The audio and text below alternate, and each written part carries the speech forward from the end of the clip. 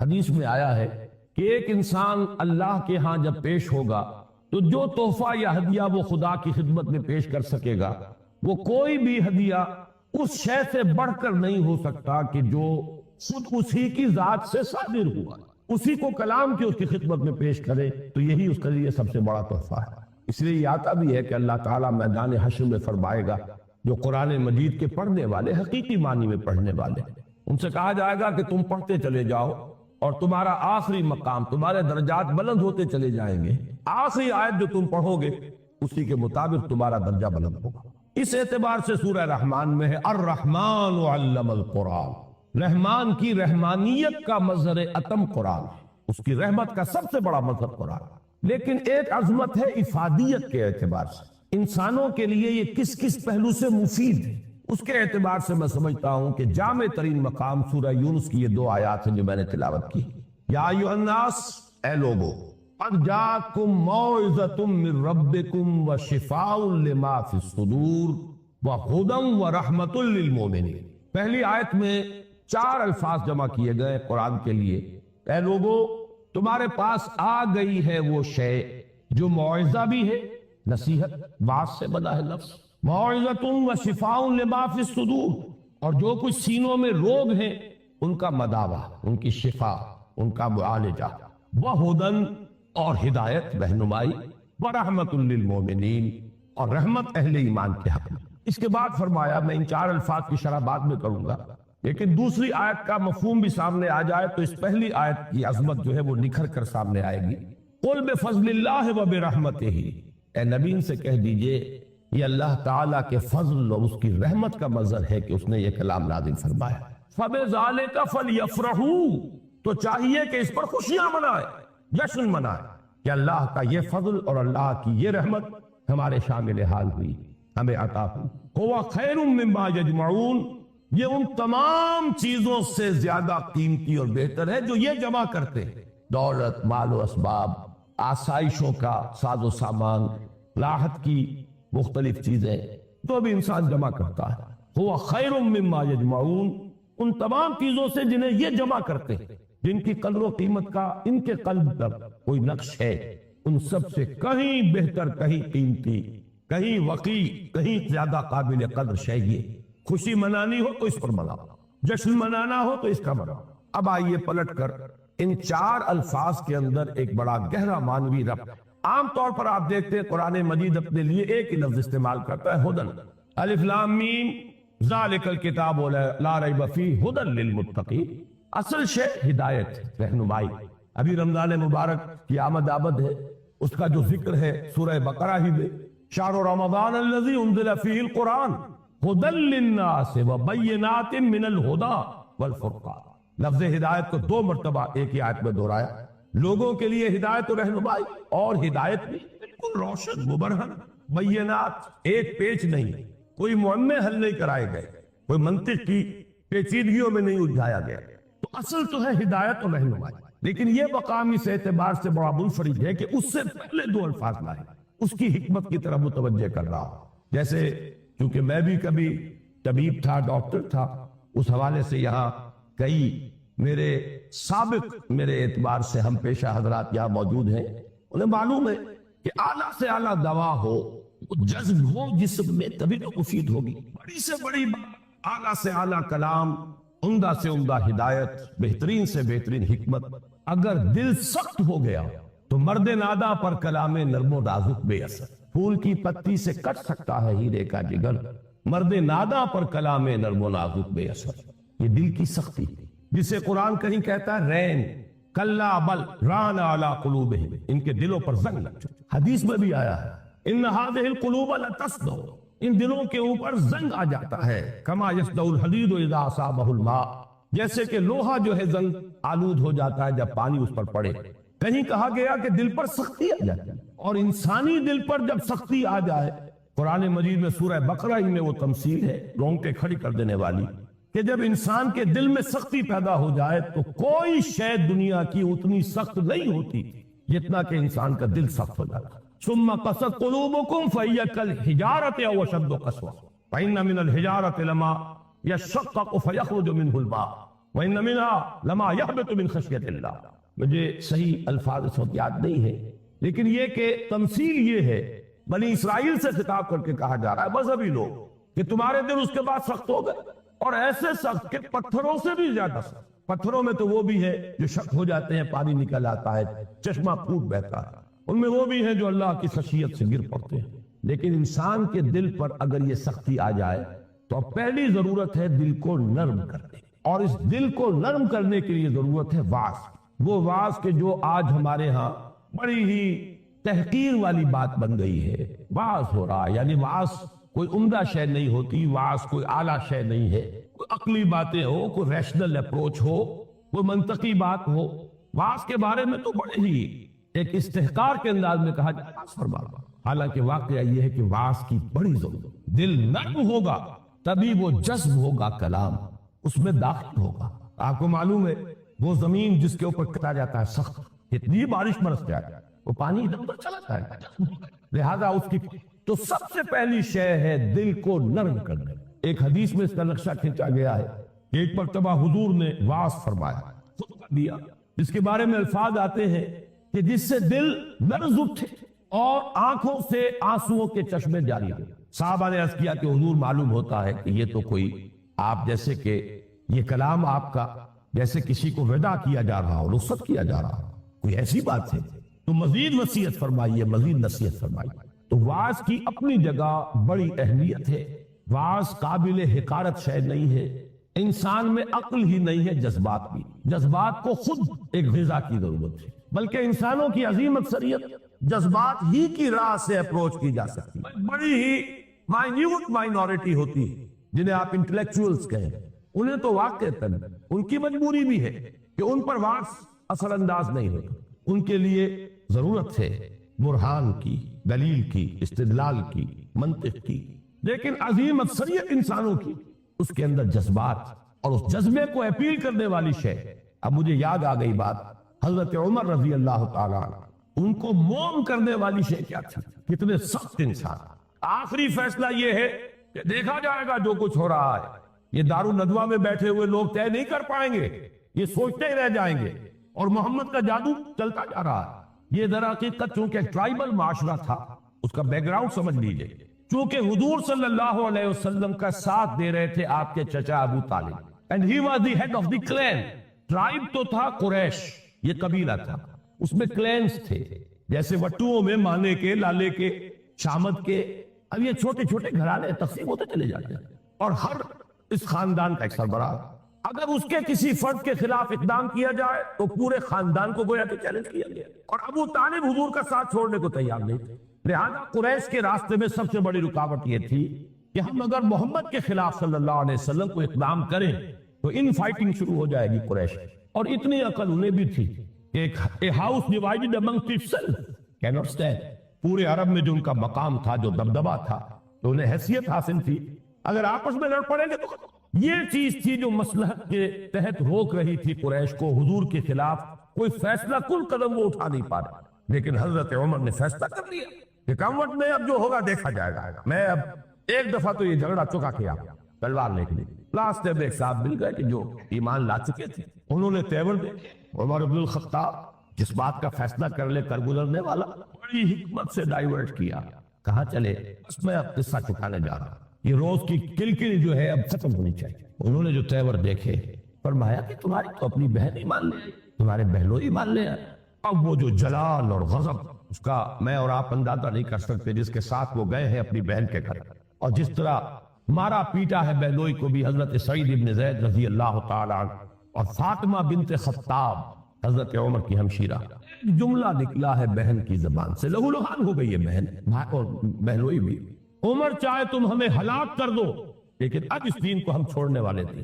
ایک جملہ ہے، موم کی طرح پگھل کر رہ گیا عمر. اس میں کوئی انٹلیکچوئل اپیل تو نہیں تھی، کوئی دلیل تو نہیں تھی، کوئی منطقی اپروچ نہیں تھی، کچھ بھی نہیں. تو معلوم ہوا انسان کے اندر، عمر جیسے شخص کے اندر بھی جذبات ہیں. تو معلوم یہ ہوا کہ انسانوں کی ایک عظیم اکثریت ہے جس کو جب تک کہ یہ اوپر کا کرست نہ اترے گا لاکھ موتی بکھیرتے رہیے. مرد ناداں پر کلام نرم و نازک بے اثر. تو سب سے پہلی یہ ضرورت ہے دل کے اس کرسٹ کو نرم کرنے کی، تاکہ جذب تو ہو، دوا اندر اترے تو صحیح. چوں بجا در رفت جان دیگر شود، جب جان کے اندر اتر جائے گی یہ شے تب تو انقلاب آ جائے گا، اترے تو اس کے لیے اس کرست کو توڑنا ضروری ہے۔ لہذا پہلی شان قرآن حکیم کی اس آیت میں آئی موعظۃ۔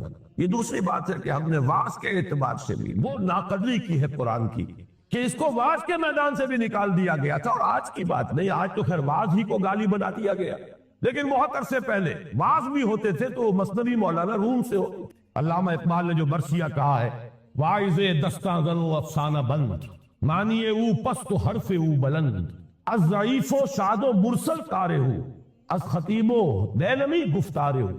واعظ ہوتے تھے بڑی ہی کمزور حدیثوں کے بل پر، بڑی ہی بے سر و پا روایات اور حکایات کے بل پر یا اشر کے بل پر قرآن، حالانکہ سب سے بڑا موعظہ واعظ نصیحت۔ تو پہلا لفظ یہ ہے۔ اب آگے چلیے، شفاء لما فی الصدور، اندر جذب ہوگا تو اب اندر کی جو بیماریاں ہیں، جو روگ ہیں، ان کا ازالہ ہوگا۔ یہ کون سے بیماریاں ہیں؟ کہنے کو تو ایک کے اندر ہاتھی کے پاؤں میں سب کے پاؤں، حب دنیا، یہ سب سے بڑا روگ ہے۔ اس کا سب سے بڑا مظہر حب مال، الہاکم التکاثر حتی زرتم المقابر۔ ایک اور مظہر حب جاہ، اقتدار کی حوث، میرا ڈنکا بج رہا ہو، شہرت کی طلب۔ یہ ہے وہ تمام روگ۔ ان روگوں کا علاج قرآن ہے، شفاء لما فی الصدور۔ اچھی طرح سمجھ لیجئے، یہ روگ نہ نکلیں گے تو قرآن کو بھی انسان کاروبار بنائے گا۔ علم را برتن زنی مارے بود، وہی علم ہے کہ جو انسان کو سانپ کی طرح ڈسے گا۔ یارے بود نہیں ہوگا وہ جب تک کہ اندر سے یہ روگ نہ نکلے ہوئے۔ اس کو بھی حصول دولت کا ذریعہ بنائے گا، اس کو بھی شہرت کے حصول کا ذریعہ بنائے گا، اسے بھی اقتدار ایسا نہیں، قرب اقتدار کا ذریعہ بنائے گا۔ قریب تو پہنچے، بنا ہے شاہ کا مصاحب، پھرے ہے اتراتا، کہیں تو موقع ملے۔ علم اور اعلیٰ ترین علم فتویٰ فروشی بھی ہوگی، دین فروشی ہوگی، جب تک کہ یہ اندر کے روگ نہ نکلے۔ لہذا دوسرا مرحلہ، اس اصل کام سے پہلے ہدن، ہدایت تو تب ہوگی جبکہ پہلے یہ جذب ہو کر اندر کے گند نکالے، ان کا اضافہ۔ حب دنیا کی جڑ کاٹے، حب مال کی جڑ کاٹے، حب جاہ کی جڑ کاٹے، شہرت کی طلب کی جڑ کاٹے۔ اگر یہ جڑیں رہ گئی تو یہ علم، جیسا کہ میں نے عرض کیا، مفید نہیں، الٹا مضر ہوگا۔ یہ اسی دنیا کے کمانے کا ذریعہ بنا۔ اس کے بعد اگر یہ ازالہ ہو گیا، یہ تنقیہ ہو گیا، اب ہے ہدی و رحمت للمؤمنین۔ اب یہ ہدایت ہے، اور ہدایت یہ ہے ایک ٹوٹل ہیومن پرسنالٹی کے لیے ہدایت، اس کے فکر کے لیے بھی ہدایت ہے، اس کے لیے ایک نظام زندگی کے اعتبار سے بھی ہدایت ہے، اس کے لیے انفرادی لائے عمل کے اعتبار سے بھی ہدایت ہے، مکمل انسان کی ہدایت ہر سطح پر، ہر لیول۔ اب یہ ہدایت مفید ہوگی۔ یہی وجہ میں نے عرض کیا تھا کہ باقی سب جگہ آپ کو ہدایت کا لفظ ملتا ہے، لیکن یہاں یا ایھا الناس قد جاءتکم موعظۃ من ربکم وشفاء لما فی الصدور وہدی ورحمۃ للمؤمنین۔ اب یہ ہدایت مفید ہوگی، اور یہ ہدایت اب رحمت کا ذریعہ بنے گی، دنیا میں ہدایت، آخرت میں رحمت۔ یہ چار الفاظ ہیں جو یہاں جمع کیے گئے، اور اس کے بعد فرمایا قل بفضل اللہ وبرحمتہ، اے نبی ان سے کہہ دیجئے یہ اللہ کے فضل، اس کے کرم، اس کی جود و سخا، اس کی رحمت، صرف رحمت نہیں، اس کی رحمانیت کا مظہر اتم۔ فبذالک فلیفرحوا، فرح کا لفظ عام طور پر اچھے سینس میں نہیں آیا ہے۔ فرح ایسی کیفیت کو کہتے ہیں جبکہ انسان کسی شے پر خوشی سے پھولا نہ سما رہا۔ یہ فے سے شروع ہونے والے اکثر الفاظ جو ہیں وہ پھٹنے اور پھاڑنے کے مفہوم میں آتے ہیں۔ فرق، فلق، یہ تمام الفاظ جو ہیں، فرح، آدمی خوشی سے پڑ رہا، جامے سے باہر ہو رہا، پھولے نہیں سما رہا، اس لیے یہ اچھے سینس میں نہیں آتا۔ لیکن یہاں فرمایا اگر خوشیاں منانی ہی ہے، اترانا ہی ہے، بنا ہے شاہ کا مصاحب، پھرے ہے اتراتا، اترانا ہے تو اس پر اتراؤ، جشن منانا ہو تو اس کا مناؤ، خوشیاں منانی ہو تو اس پر مناؤ۔ قل بفضل اللہ وبرحمتہ فبذالک فلیفرحوا هو خیر مما یجمعون۔ ایک بات رہ گئی ہے بیچ میں، اشارہ کر دوں۔ میں نے جیسا کہ عرض کیا تھا، موعظہ کے اعتبار سے بھی ہم نے قرآن کو، اب کیا کہوں، لفظ تو بہت سخت آ رہا تھا لیکن قرآن مجید کے خیال سے رک گیا، کم سے کم یہ کہ متروک تو کر ہی دیا۔ اس سے آگے تزکیہ نفس، اس میں تو سرے سے اس کا کوئی دخل ہی نہیں۔ اس کے لیے تو کچھ اور اذکار ہوں گے، کچھ اور مراقبے ہوں گے، کچھ اور میڈیٹیشنز ہوں گی، کچھ اور ریاضتیں ہوں گی، کچھ اور تپسیائیں ہوں گی، کچھ اور آسن لیے جائیں گے ادھر سے ادھر سے، کہیں جوگیوں سے اور کہیں نو افلاطونی نیو پلیٹونزم، افلاطونی نظریات، نو افلاطونی نظریات، یہ ہے کہ جو ہمارے ہاں تزکیہ نفس کے لیے بورو کی گئی ہیں، حالانکہ شفاء لما فی الصدور قرآن کہہ رہا ہے اندر کے سارے گند دھونے والا، اندر کے سارے روگ ان کا ازالہ کرنے والا قرآن۔ وَنُنَزِّلُ مِنَ الْقُرْآنِ مَا هُوَ شِفَاءٌ وَرَحْمَةٌ لِّلْمُؤْمِنِينَ وَلَا يَزِيدُ الظَّالِمِينَ إِلَّا خَسَارًا۔ ہم اتار رہے ہیں اس قرآن میں سے وہ شے جو شفا ہے اور رحمت ہے اہل ایمان کے حق میں، لیکن ظالموں کے لیے خسارے ہی کا اضافہ کرتا۔ وہ ظالم کون ہے؟ جن کے اندر وہ روگ ہے باقی۔ اس کے لیے بھی علامہ اقبال نے کہا صوفیوں کا حال، صوفیے پشمینہ پوشو حال مس، از شراب نغمہ قوال مس، آتشت شیر عراقی در دلش، در نمی سازد با قرآن محفل۔ پشمینہ پوش بھی ہے، حال مست بھی ہے، قوال سے وجد آ رہا ہے، قوالی سے حال، از شراب نغمہ قوال مس، آتشت شیر عراقی در دلش۔ عراقی کا شعر ہو، حافظ کا شعر ہو، اندر محسوس ہوتی ہے۔ در نمی سازد با قرآن محفلش، اس کی محفل میں قرآن بار نہیں پا سکتا، قرآن سے سروکار نہیں۔ دونوں اعتبارات سے ہم نے قرآن کو ساقط کیا، خارج البلد کیا، اس سے زیادہ سخت لفظ زبان پہ لا نہیں سکتا۔ بہرحال یہ ایک ہدیہ تھا جو میں نے آج آپ کے لیے طے کیا کہ پیش کروں۔ اب اس کے حوالے سے آگے مولانا رومی کا ایک شعر عرض کر دوں کہ یہ قدر گفتیم باقی فکر کرو۔ ہر دفعہ وہ ساری کتھا جو ہے دہرانے کی ضرورت نہیں ہے، اتنا کچھ عرض کر دیا گیا، اب آگے غور کیجئے، سوچئے، فکر کرو ہم کیا کر رہے ہیں، اس قرآن کا مقام ہم نے کیا سمجھا ہے، اس قرآن سے ہمارا تعلق کس نوعیت کا ہے۔ بآیاتش ترا کار جزئی نیست کہ از یاسین او آساب میری، اس قرآن کی آیات سے تمہارا یہی سروکار رہ گیا ہے کہ عالم نظام میں سورہ یاسین سنا جان آسانی سے نکل جائے، مشکل جو ہے مرحلہ آسان ہے، یہ صرف ایصال ثواب یا حصول ثواب کا ایک آلہ بن گیا۔ کیا کر رہے ہیں اس قرآن کے ساتھ، اس کی قدر و قیمت کا کیا اندازہ ہم نے کیا۔ بہرحال جو بھی ربع صدی لگائی ہے آپ کے شہر لاہور میں، سن 65 میں منتقل ہوا تھا، یہاں 90 آ گیا، اب تو ربع صدی میں تو کوئی کمی نہیں۔ اور پہلی جو 2 تقریریں کی تھی مسلمانوں پر قرآن مجید کے حقوق، سوچو صدر ایوب کا دور تھا، جشن منایا گیا تھا، 1400 سالہ جشن نزول قرآن، اور وہ بھی اصل میں ایک بڑی یوں سمجھیے کہ ہوشیاری کا کام تھا۔ بہت قسم کے جشن منتے تھے، جشن مہران، جشن فلاں، رقص و موسیقی، تو انہوں نے سوچا کہ مولویوں کو بھی رشوت کے طور پر ایک جشن دے دیں، الاٹ۔ 1400 سال ہو گئے، لہذا قرآن کو سونے کے تار سے لکھو، ایک تو یہ کہا، اور دوسرے یہ کہ قرات کی محفل منعقد کرو، یہ جشن تھا۔ اس کے حوالے سے میں نے بات کی تھی کہ ہوش میں آؤ، قرآن اس لیے نازل نہیں ہوا، جب یہ موعظہ تھا، جب یہ شفاء لما فی الصدور تھا، جب یہ ہدی للناس تھا، جبکہ یہ موجب رحمت تھا، پورا قرآن بھی لوگوں کے پاس نہیں تھا۔ کہیں پرزوں پہ لکھی ہوئی صورتیں، کہیں اونٹ کے شانے کی ہڈی پر سکیپولا پر لکھی ہوئی کوئی صورت، شاذ کسی کو کاغذ دستیاب ہوتا تھا، کہیں مابین الدفتین تو قرآن تھا ہی نہیں، وہ تو حضرت ابوبکر نے کیا، حضور کے زمانے میں تو نہیں تھا، سینوں میں جمع ہو گیا تھا۔ سونے کے تار سے کیا سوال، تانبے کے تار سے لکھا ہوا بھی نہیں تھا، کاغذ پر چھپا ہوا تھا، لیکن قرآن تھا، سینوں میں تھا۔ بل هو آیات بینات فی صدور الذین اوتوا العلم، سینوں میں تھا۔ اس قرآن نے انقلاب برپا کیا۔ آج ہم 1,000 روپے کا نسخہ جو ہے خرید کر بچیوں کو جہیز میں دیتے ہیں، لیکن یہ کہ وہ قرآن حقیقت میں نہیں ہے۔ لا یبقى من الاسلام الا اسمہ ولا یبقى من القرآن الا رسمہ، رسم الخط ہے تو دوڑ پیچھے کی طرف ہے گردش ایام تو، ضرورت ہے لوٹنے کی قرآن کی طرف۔ اس لوٹنے کے لیے اپنی جگہ پر خود بھی آدمی طے کرے۔ جو کمی ہے، اگر قرآن مجید آپ نے ناظرہ بھی نہیں پڑھا تو شرمائیے نہیں، اس کمی کی تلافی اب کیجیے۔ اور میں کہا کرتا ہوں کہ حضور کی بسم اللہ ہوئی تھی 40 برس کی عمر میں، جب قرآن کی پہلی آیت نازل ہوئی ہے اور حکم ہوا اقرا، آپ نے یہ کہا تھا ماں انا بقاری، میں تو پڑھنے والا نہیں ہوں، پڑھا 40 برس کی عمر تھی تب قرآن پڑھنا شروع کیا۔ اٹس نیور ٹو لیٹ، قرآن پڑھیے، قرآن سمجھیے، قرآن پر عمل کیجیے۔ اگر اللہ نے آپ کو فہم کی ایک بلند تر سطح پر، ہائر لیول آف کانشسنس پر فائز کیا ہے، اسی لیول کے قرآن کو پڑھیے۔